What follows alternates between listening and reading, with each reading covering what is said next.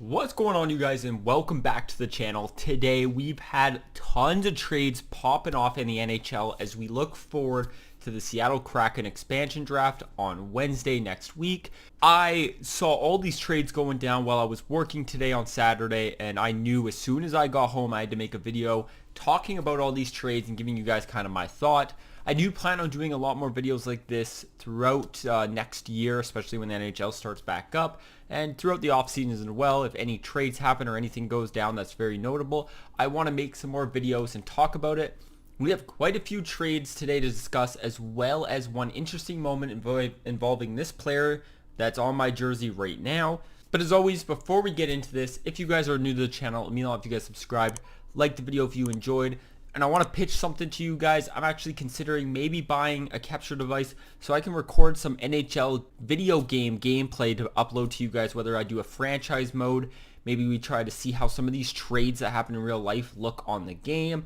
Just kind of stuff like that. If any of you guys would like to see that, let me know down in the comments. It would mean a lot for me, and then I'll decide if I'm going to buy this capture device and try to record some franchise mode for you guys, or if I'm just going to keep doing what I'm doing here. I think it would bring more content and it would spice it up a little bit. Let's start talking about the first trade that I saw. This is the first trade I saw. I don't know if it was the first trade that happened, and that involved Adin Hill and a 7th round pick going from Arizona to San Jose. In exchange, Arizona got a prospect. I don't know how to pronounce his name. It's like Joseph Coronar, I think, in a 2nd round pick. I know nothing about this Joseph guy except for the fact that he is a young prospect there. He's 23 years old. He did play last year. He played about 10 games for the Sharks with a goals against average of 3.17, a save percentage of .899. Not that great, to be 100% honest. His numbers don't look super amazing. The year before that, he played over in Czech Republic. He played 11 games, having a 2.44 goals against and a .905 save percentage. So not as bad, but definitely Adin Hill is a little bit more promising. Adin Hill's 25 years old, so a couple years older. He's Canadian. He's actually from Comox, which is about a half an hour drive from where I currently live. So that's pretty cool. And last year on Arizona, he had a 2.74 goals against average with a 9.13 save percentage. Actually not too shabby. And the year before that, he actually had an even better 2.62 goals against average with a 9.18 save percentage. So this is San Jose kind of just trying to finally find that goaltender that they want.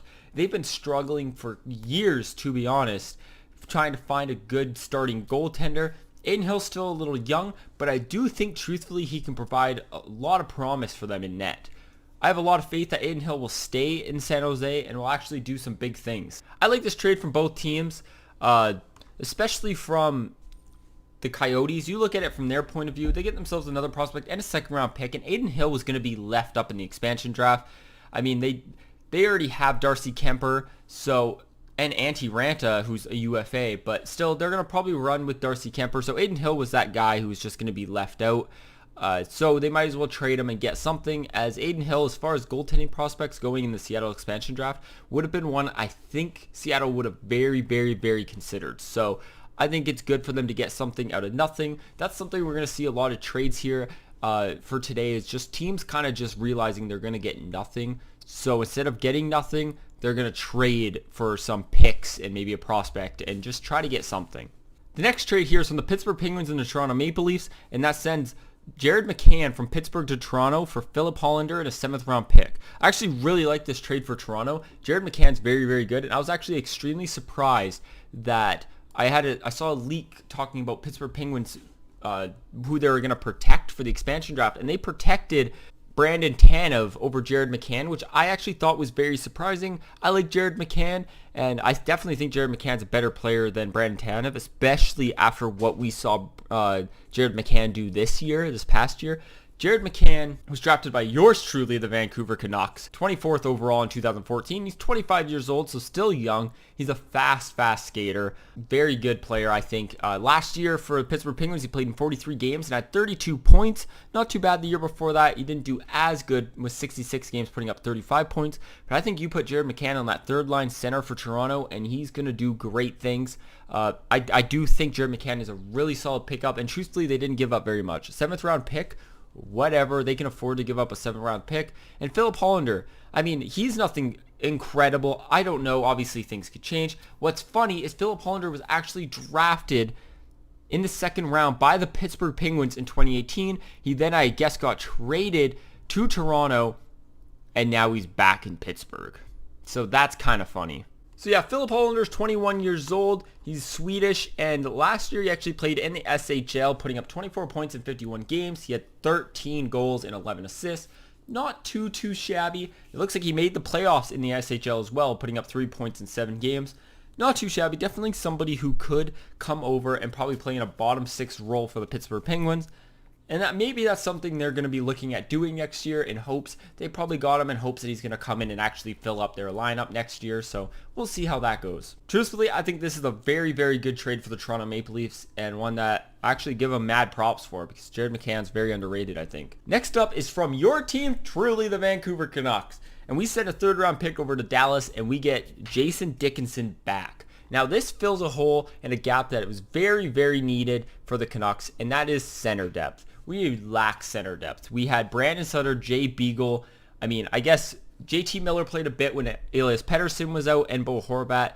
So the Canucks had rumored that they were going to rock Petey, Bo, and then Miller as 1, 2, 3 down the line. I just don't see the Canucks wanting to rock Miller on a 3rd line center role. I just think Miller's too good for that, and that's too limited ice time for him. He plays too well with Brock Besser and Pettersson. They want him to stay up on that 1st line. So they traded away Gaudette last year, and that left a hole. They lost Brandon Sutter because he's UFA. They still got Jay Beagle, who will probably play that 4th line center role, which is fine. He plays very well in center, and he actually is really good at faceoffs. But now they have a gap, or they had a gap, I should say, at 3rd line center. So they pick up Jason Dickinson, someone who I really like. He's Canadian, so he fits very well. Yeah, he said he supported Vancouver for their 2011 Cup run. He was on Team Vancouver for that Cup run. Liked the guy instantly. He was drafted in the 1st round, 29th overall in 2013 by the Dallas Stars. He's 26 years old. I think he just turned 26 this year. He plays center, left wing. Canucks are definitely going to have him on the 3rd line center. And last year for the Dallas Stars, in 51 games played, he had 15 points. Nothing insane, nothing crazy. The year before that, in 65 games played, he had 21 points. And the year before that, in 67 games, he had 22 points. So he looks like he gets injured a bit. But if he plays a full 82-game season, he looks like he'll put maybe 30, 40 points up on the board, which ain't too bad. You can't really complain about that for a 3rd line center. I think he's going to gel very well in Vancouver, and he might even be playing with somebody like Paul Kozin in his 1st year, or maybe Tanner Pearson. You never know. I don't think Vancouver's deals are done this offseason. As far as this goes, I think Jason Dickinson was left open from Dallas and was going to be chosen, or be able to be chosen by the Seattle Kraken, and I think they had a feeling he was going to get taken. So dish him out, get a 3rd round pick back, and Vancouver also benefits from this. So from the situation Dallas was in, truthfully, get a 3rd round pick when they could have got nothing, not too bad. And Canucks also fill a gap that they really needed. I think this is a win for both teams. Next up is kind of a really weird trade involving the New York Islanders and the Coyotes. Now I saw this was kind of late. And the Coyotes get Andrew Ladd in his contract, and they get a 2nd from this year, a 2nd next year, and a 3rd the year later in 2023. This is a weird one. There's also some conditions on that 3rd round pick in 2023, and I think it's if Andrew Ladd plays 1 game for the Coyotes, they get that 3rd round pick. Otherwise, they don't. Kind of weird. I mean, if the guy's fine, put him in a game, take him out, whatever. I thought that was a bit of a weird one, and guess what? The Islanders get nothing. Now, this is the first time I've ever seen this. I did not know you could trade a player in picks for nothing and just get nothing back. I did not know that was a thing. I've never seen that happen before. So I guess they just made a trade and they get cap space. Very interesting. The next trade I really want to talk about, there's a couple more. Like, I guess I could quickly tell you guys. I don't really want to go in depth because I don't know very much. But I know the New York Rangers acquired Barclay Goodrow from the Tampa Bay Lightning for a 7th. Seems like an absolute steal. I think no team wanted to help out Tampa, so they pretty much just, the only best offer they got was a 7th round pick from every team. I guess no team wanted Goodrow that badly, or at least his rights to sign him that badly, that they're willing to give more than a 7th. So I mean, that, in my opinion, if they sign him, the Rangers, that's a steal. The Rangers also got a prospect and a 4th round pick from Vegas for Brett Howden, which is actually a pretty big trade. There's also another one involving the New York Rangers, and they get a 4th and a prospect, and Vegas gets Brett Howden, which is actually a pretty big trade if you think about it. Brett Howden only being 23 years old. He plays center, and last year he had kind of a rough year with the Rangers, putting up 7 points in 42 games, and the year before that putting up 19 points in 70 games. he was drafted in the first round, 27th overall in 2016 by the Tampa Bay Lightning. And if he shows up and actually plays very, very well in this Vegas Golden Knights team, that just gives him more depth. He's a center. He'll probably be playing that fourth line center role, maybe even potentially third line center role, which I think will give him some boost. I think he'll do very, very well in Vegas. I like that trade for Vegas. Next up is the last trade I want to talk about before we jump into the Tarasenko drama. And this is a big one. All right, bear with me, guys. It's a three-way trade. Nashville Predators get Philip Myers and Cody Glass. The Philadelphia Flyers get Ryan Ellis. And the Vegas Golden Knights get Nolan Patrick. Now, this is a weird one. So it looks like Ryan Ellis was traded from Nashville to Philadelphia. And then Nashville got Philip Myers and then Nolan Patrick. And then they flipped Nolan Patrick instantly to Vegas and got Cody Glass. Now, Cody Glass and Nolan Patrick are definitely two players that needed a new change of scenery. I'm surprised that Nashville was willing to just do that swap with Vegas. I thought maybe like they should just take Nolan Patrick and just hope maybe he helps them out.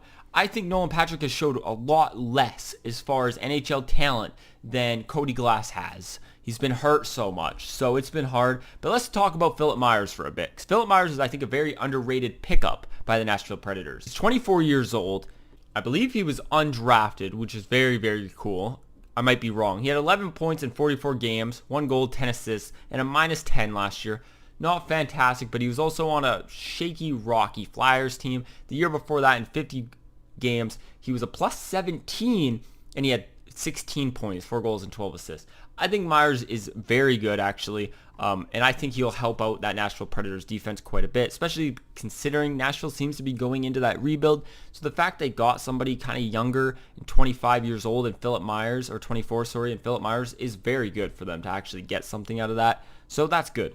We can talk about Ryan Ellis for a bit, who the Philadelphia Flyers gets. Crazy defensive guy. He's going to do very, very well. Very offensive. He's going to do great on Philadelphia, especially playing with Provolov. He's 30 years old. He was drafted 11th overall in 2009 by the Nashville Predators. He played on Nashville's whole career up until 30 years old. Last year in 35 games, he had 18 points. The year before that, in 49 games, he had 38 points. So he pretty much is a pretty consistent guy. He gets hurt from time to time as it's been shown, but he will pretty much get you 30 to 40 points every year. Very, very good offensively. He can join the rush. He starts the rush.